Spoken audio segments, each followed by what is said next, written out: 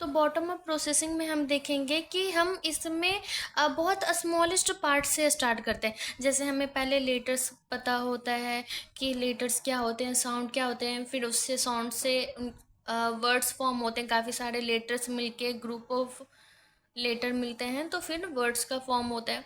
फिर उसके मीनिंग क्या होते हैं, फिर हमें ग्रामर के बारे में पता चलता है। तो ये सारी चीज़ें एक बेसिक अंडरस्टैंडिंग करती है, तो हम एक इनसे अपनी वोकेबलरी है जो काफ़ी ज़्यादा स्ट्रॉन्ग कर सकते हैं। इस प्रोसेस में कभी कभी हमें लिमिटेशन ये देखने को मिलता है कि जो बच्चा फर्स्ट जनरेशन लर्नर होता है ना, तो वो उनकी बेसिक अंडरस्टैंडिंग नहीं हो पाती है, जिस कारण उन्हें काफ़ी ज़्यादा प्रॉब्लम होता है। पहले तो वो लैंग्वेज नहीं समझ पाते हैं, और जिस कारण जो भी बुक्स की जो भी टेक्स्ट हैं वो सारी समझने में उन्हें काफ़ी ज़्यादा प्रॉब्लम आता है। तो हम इसे कर सकते हैं कि ये काफ़ी ज़्यादा स्लो और मैकेनिकल प्रोसेस हो सकता है उन बच्चों के लिए जो बच्चे इन सारी बेसिक इन्फॉर्मेशन चीज़ें उन्हें नहीं पता है। इसीलिए तो टॉप अप जो है इन्फॉर्मेशन वो हमें काफ़ी ज़्यादा हेल्पफुल करता है कि हमें जब अगर प्रीवियस नॉलेज अगर हमें पता होता है तो फिर हम और आगे जाके काफ़ी ज़्यादा और अच्छा अंडरस्टैंडिंग वो कर सकते हैं। टॉप अप प्रोसेसिंग में हम ये देखते हैं कि बच्चा अपने प्रीवियस नॉलेज को का की मदद से और वो अच्छे से समझ सकता है उसके क्या एक्सेप्टेशंस होते हैं। फिर जिससे वो स्कीमा बिल्ड करता है। फिर उसके इसकी मदद से कुछ कुछ उन्हें बैकग्राउंड इंफॉर्मेशन भी होता है जो अपने बैकग्राउंड नॉलेज से और वो रीडिंग को और अच्छे से समझ पाता है। यहाँ पे इसकी स्ट्रेंथ की बात करें ना, तो बच्चे जब उसे बैकग्राउंड नॉलेज होता है तो फिर उसमें क्या होता है कि इजीली समझ जाता है और उसे उतना टाइम नहीं लगता है जितना टाइम उसे लगता है जो जो बच्चे फर्स्ट जनरेशन लर्नर होते हैं उन्हें थोड़ा ज़्यादा टाइम लगता है, क्योंकि उनका बैकग्राउंड नॉलेज नहीं बन पाता है। तो फिर उन्हें टाइम लगता है इन सारी चीज़ों में।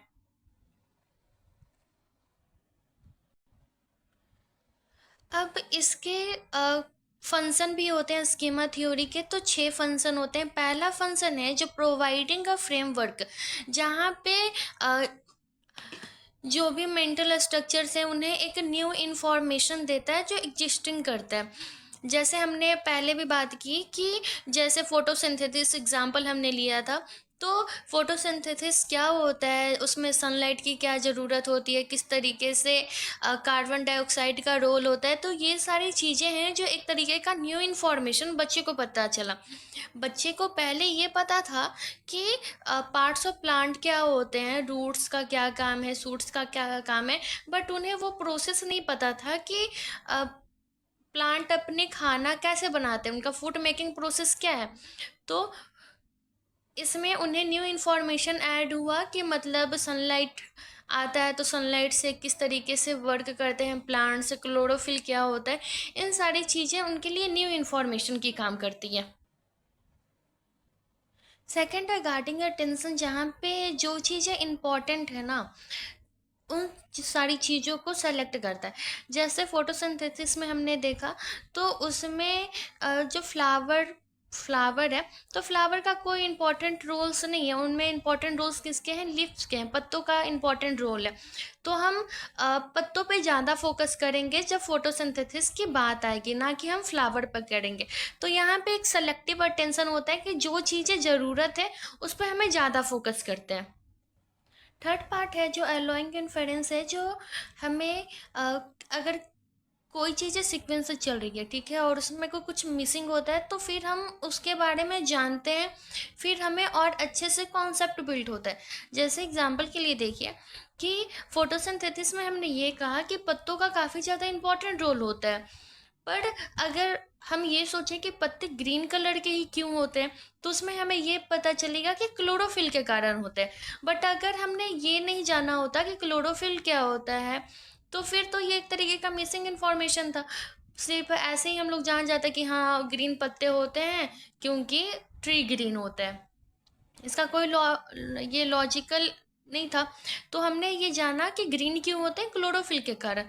तो क्लोरोफिल एक मिसिंग पार्ट था। जब हम उसे जाने तो हमें ये टोटल एक परफेक्ट इंफॉर्मेशन मिला कि पत्ते ग्रीन इस कारण होते हैं क्योंकि इसमें क्लोरोफिल मिलता है और ये हेल्पफुल करता है फोटोसिंथेसिस में। फोर्थ पार्ट है जो हेल्पिंग रिकॉल की बात करता है कि हम अ, चीज़ों को याद करते हैं। स्कीमा हमें गाइड प्रोवाइड भी करता है। जैसे हमने इंफॉर्मेशन प्रोसेसिंग में भी पढ़ा था कि हाँ, किस तरीके से हमें किसी चीज़ को याद करने में हमारा शॉर्ट टर्म वर्किंग मेमोरी और लॉन्ग टर्म मेमोरी किस तरीके से हेल्पफुल करता है। तो हमने ये पढ़ा था। तो इसी तरीके से जैसे उन सारी चीज़ों से अगर रिलेटेड हमें कुछ मिल जाता है तो वो सारी चीज़ें हमें थोड़ी थोड़ी याद आने लगती हैं, जहाँ पे स्कीमा भी हेल्प करता है हमें उन सारी चीज़ों को याद करवाने में और करने में। हेल्पिंग समराइज में तो यही होता है कि जो भी चीज़ें हमने सारा जाना, जो भी फर्स्ट स्टेप से था कि प्रोवाइडिंग अ फ्रेमवर्क से, वहाँ से लेकर हमें किस तरीके से इंफॉर्मेशन मिला, उन सारी चीज़ों को एक बार समरी करके एक परफेक्ट कंक्लूजन मिलता है। तो वही इसमें हेल्पफुल होता है। सिक्स्थ पार्ट है जो रिकंस्ट्रक्टिंग मिसिंग पार्ट है, जहाँ पे हम ये बात करते हैं कि अगर कोई बच्चा है वो कुछ चीज़ें भूल गया, फोटोसिंथेसिस का वो कुछ प्रोसेस भूल गया हो, बट उसे ये याद है कि क्या क्या चीज़ें ज़रूरत है, तो वो अपने प्रीवियस नॉलेज से, अपने कुछ लॉजिक से, कुछ एक्सपीरियंस से वो सारी चीज़ें याद कर लेता है और फिर उसे वो कंस्ट्रक्ट करता है और फिर अपनी अंडरस्टैंडिंग को इम्प्रूव करता है, फिर वो रिमेंबर करता है, जिससे उसे जो उसे उसके प्रीवियस नॉलेज उसे हेल्प करती है उसे इन सारी चीज़ों को याद करवाने में।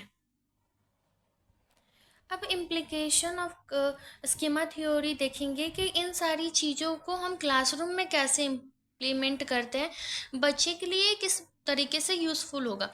तो जो पहला है वो activate children prior knowledge before reading, जहाँ पे ये होता है कि जब हम किसी चीज़ को अगर हम पढ़ा रहे हैं ना, तो उस चीज़ों में हमें ये देखना चाहिए कि वो बच्चे के अंडरस्टैंडिंग को किस तरीके से हम बिल्ड करें।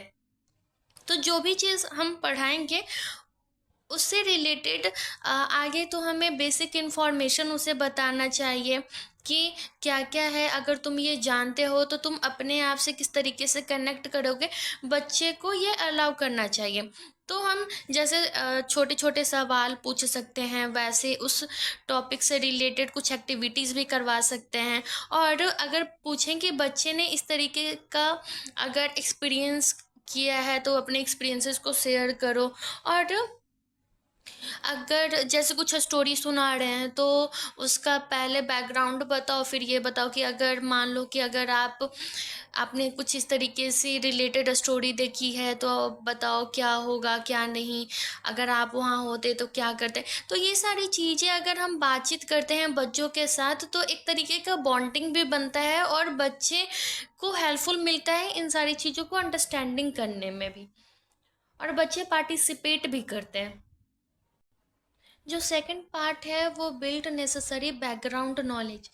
हमें बैकग्राउंड नॉलेज बनाना काफ़ी ज़्यादा इम्पॉर्टेंट होगा, क्योंकि जो बच्चे उससे रिलेट कर अगर बच्चे रिलेट उससे करते हैं तो उन्हें अंडरस्टैंडिंग में ईजी है। जैसे मान लीजिए अगर हम एग्जांपल लेते हैं क्रिकेट का, तो जो बड़े बच्चे होते हैं तो उन्हें हम सिर्फ क्रिकेट के बारे में बताएंगे कि चलो आज हमने क्रिकेट के बारे में पढ़ाई करनी है कि क्रिकेट में क्या क्या चीज़ें हैं, ये सारी चीज़ें। तो बड़े बच्चे को क्रिकेट के बारे में पता है क्योंकि उन्होंने उनका वो प्रीवियस नॉलेज है जिस कारण उन्हें पता है। तो हमें बैकग्राउंड उतना नहीं बताना होगा जितना हमें छोटे बच्चे को बताना चाहिए। अगर वही क्रिकेट का एग्जांपल अगर हम छोटे बच्चों के लिए लेते हैं तो वो छोटे बच्चे क्रिकेट बहुत कम ही बच्चे जानते होंगे क्रिकेट क्या होगा, बट छोटे बच्चे नहीं जान पाते कि क्रिकेट क्या होता है। तो उन्हें हमें यह बताना होगा कि क्रिकेट कौन सा गेम है, किस तरीके से खेलना होता है। तो जब हम बेसिक बैकग्राउंड नॉलेज अगर हम बताते हैं तो वो ईजिली समझ पाते हैं, और ये फिर वो जब समझ पाते हैं तो वो अपने कॉन्सेप्ट को बिल्ड करते हैं और फिर वो पार्टिसिपेट भी करते हैं। तो इसीलिए बैकग्राउंड नॉलेज हम टीचर्स को बनाना काफ़ी ज़्यादा इम्पोर्टेंट होता है। जो थर्ड है वो है use prediction activity will reading. जब हम उस तरीके का अगर एक्टिविटी करवाते हैं कि मतलब अब आगे क्या होगा, इस चीज़ पे हमें रिसर्च करना चाहिए, तो ये सारी चीज़ें जब बच्चे खुद करते हैं ना तो वो काफ़ी ज़्यादा या ज़्यादा याद कर पाते हैं वो। और फिर उनका वो अटेंशन भी काफ़ी ज़्यादा गेनिंग होगा, बहुत जल्दी याद कर पाएंगे। तो एक इस तरीके का मेथड होता है जिसको DRTA कहा जाता है, डायरेक्टेड रीडिंग थिंकिंग एक्टिविटी, जहाँ पे अ, उस रीडिंग से पहले हमें कुछ कुछ एक्टिविटी करवाते हैं। जैसे रीडिंग में दिया गया था कि अगर कुछ रिसर्च करते हैं, एक ग्रुप है जिसने रिसर्च किया, उसने कुछ प्रिडिक्ट किया, तो 72% थे कि उन्हें वो सारी चीज़ें काफ़ी ज़्यादा याद रही, काफ़ी ज़्यादा अच्छे से समझ पाए। और जिसने सिर्फ वो एक्टिविटी रिसर्च ना किया, जिसने सिर्फ याद किया, तो उसके परसेंटेज थे 43। तो जब